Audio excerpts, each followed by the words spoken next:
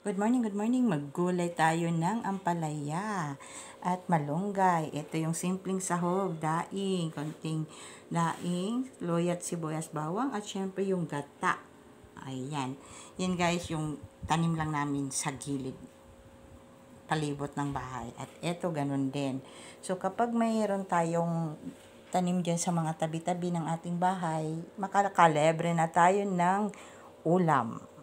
Okay, magluto muna tayo. Guys, ayan. Ilagay na natin yung gata at ricado, sibuyas, luya at bawang. At syempre, konting sahog, daing. Ayan. So, tayin lang natin muna siya guys na magkulo-kulo. Diba? Mamaya. So, ayan. Ayan.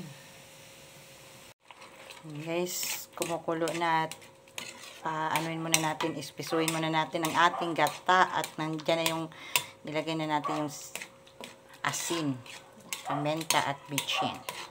So maya maya ilagay na natin yung ating gulay. Yan. So pakulo-kuloin muna. Ilagay na natin sa ampalaya. Ayan siya guys. Kaya maganda talaga pag mayroon lang tayong mga tanim-tanim sa paligid ng bahay at libre na sa gulay. Ayan. Ano tong ampalaya guys na ito, hindi siya gaano mapait. Ayan na natin ang chili. Ayan. Ayan. Pag Bicol talaga guys, may chili. So, ayan natin si malunggay. Ayan, guys. Halo-haloin natin saglit.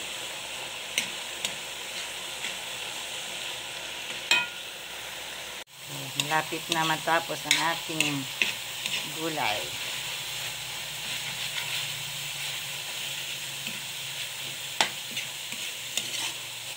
Ayan.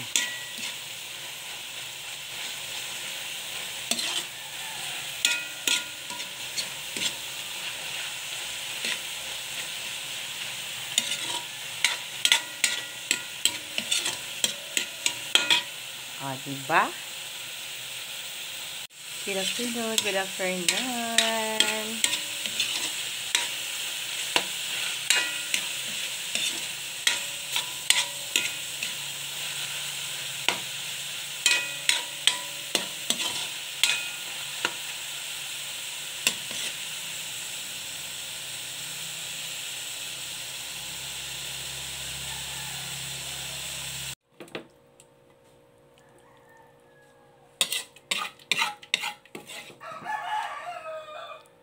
Yun.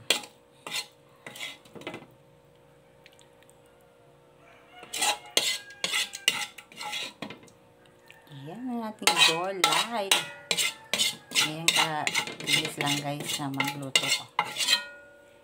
Kata sayang.